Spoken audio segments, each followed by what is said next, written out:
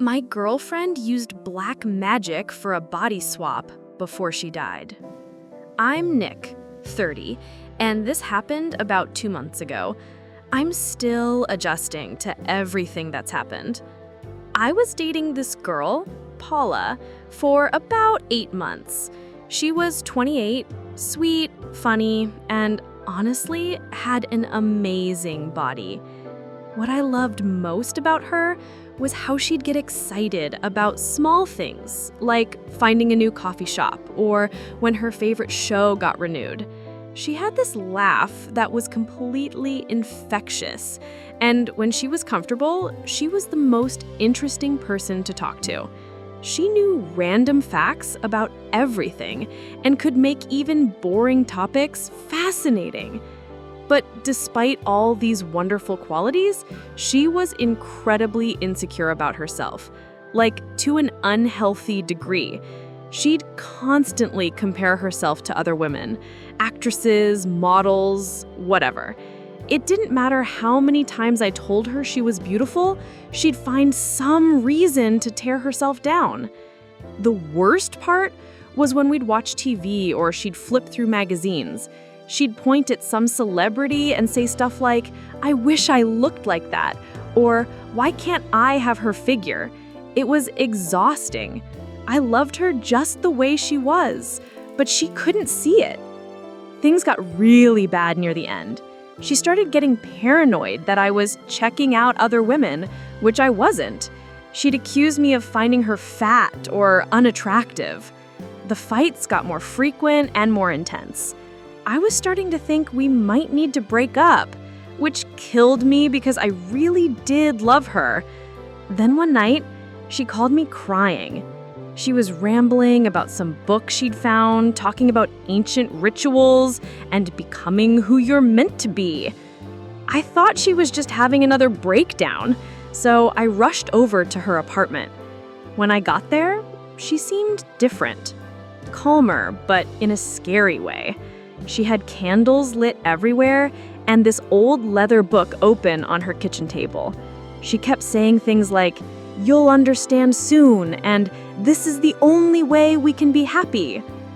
I tried to talk her down, but she grabbed my hands and started chanting in some language I didn't recognize. The room got cold, like freezing cold, and then everything went black. When I came to, I was standing in her living room, but something was wrong. My voice sounded different when I called her name. Higher, softer. I looked down and nearly had a heart attack. I had breasts, real, actual breasts under the shirt I was wearing. Paula's shirt. I ran to the bathroom mirror and saw her face staring back at me. Her blonde hair, her features, everything. We had somehow body swapped. I screamed for her and found my own body unconscious on the couch.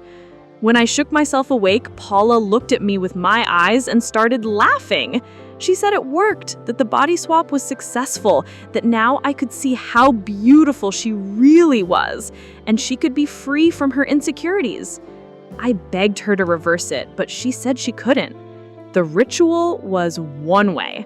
She seemed so happy, so confident in my body. It was terrifying. I spent the entire night trying to convince her to find a way to undo this, but she just kept saying I'd thank her eventually. Then she left, taking my car, my wallet, my entire life. I was stuck in her apartment, in her body, completely lost. I couldn't call anyone because who would believe me? I searched online for anything about body swapping or the ritual she'd done, but found nothing useful. The next day, I saw the news. There had been a car accident. My body, with Paula inside it, was dead. She'd crashed into a tree on some back road. The reporter said the driver appeared to have fallen asleep at the wheel. I collapsed. Not only was I trapped in this body forever, but Paula was gone. The real Paula, the woman I'd loved despite her flaws, was dead.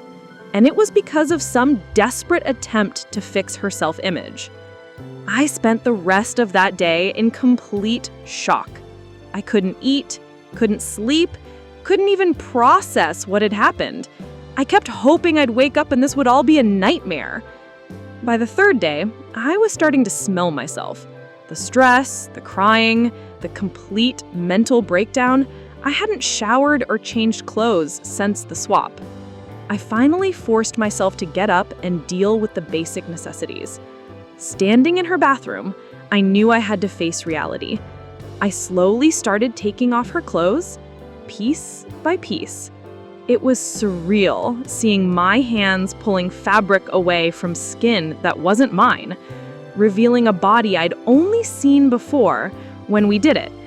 I guess there's no reason to postpone this any longer.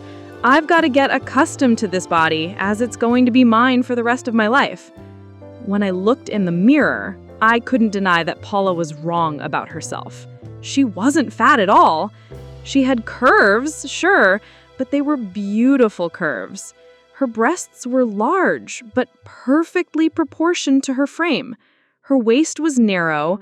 Her hips had this gentle curve that was incredibly feminine. I found myself staring, really looking at her body for the first time without her anxiety clouding my perception. She'd been so worried about being overweight, but she was just womanly, soft in all the right places. I felt guilty for thinking it, but I'd always been attracted to her body. Now seeing it from this perspective, I realized how much her insecurities were completely unfounded. She was genuinely beautiful. That's when curiosity took over. I was alone in this body that was now mine, and I couldn't help but wonder what it felt like to be her.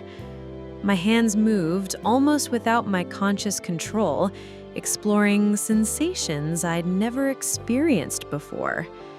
The feeling was incredible, completely different from anything I'd known as a man. More intense, more full body. Then the peak happened. I was smiling for the first time since the swap. It felt too good. I worried I might get addicted to the sensation. Afterward, I remembered why I'd come into the bathroom in the first place. I needed that shower badly. The hot water felt amazing against my new skin. Everything was different. The way soap felt, how shampoo worked and longer hair, the general sensitivity of this body. It was like experiencing the world through completely new senses. When I got out, I realized I had to wear her clothes now. There was no choice. I went to her closet and found myself drawn to items I'd never paid attention to before.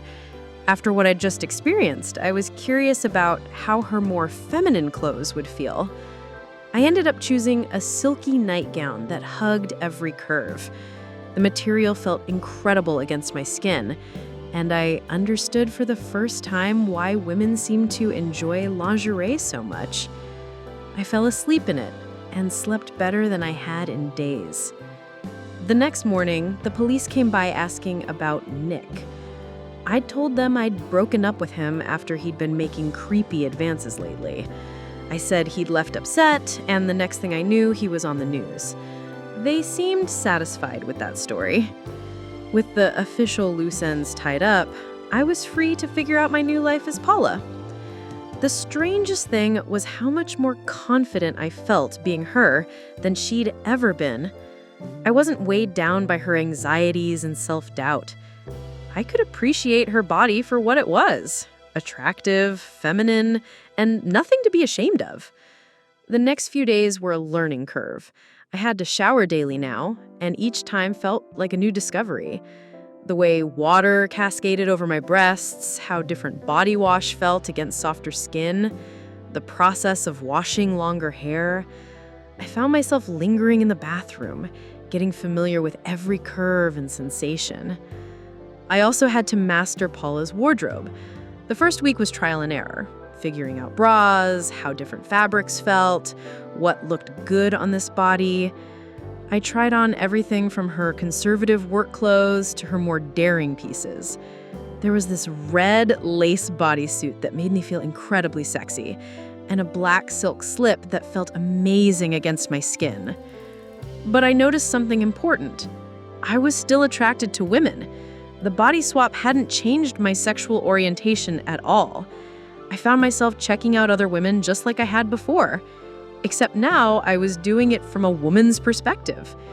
When I pleasured myself, which happened more frequently than I'd like to admit, I was always thinking about women. This became relevant about a month later when I met Theresa at a mall. She was this gorgeous redhead with green eyes who struck up a conversation about the book I was reading. We hit it off immediately, and she asked me out for drinks. I was nervous about dating as a woman, but Theresa made it easy. She was confident, funny, and openly attracted to me. She had this way of looking at me that made me feel desired in a completely new way. On our third date, she kissed me, and I felt that same electricity I'd always felt with women, just from a completely different angle. We ended up back at my apartment that night. I'd chosen to wear a black lace bra and matching thong under my dress, somehow knowing where the evening might lead. When Theresa slowly undressed me, we ended up hooking up, and I was experiencing attraction and desire from both sides simultaneously. Being with Theresa intimately as a woman was incredible. The experience was more intense than anything I'd ever felt before, and I finished multiple times that night, each one more powerful than the last, something not possible with my old body. Theresa was amazed by how responsive I was, how vocal I became, and how my body seemed to know exactly what it wanted. I think she thought I was just naturally gifted, not knowing I was experiencing everything for the first time. The morning after, I took another long shower, this time washing away the scent of our lovemaking. Theresa joined me, and we ended up getting intimate again, right there under the hot water. She pressed me against the tile wall and did stuff just with her fingers. Theresa and I have been together for a few weeks now, and she has no idea about my past. As far as she knows, I'm just Paula, a woman who's unusually confident and comfortable with her sexuality. I know this whole situation started as a tragedy. Paula died because she couldn't accept herself, and I lost my original life through no choice of my own. But, if I'm being completely honest, I'm happier now than I've ever been.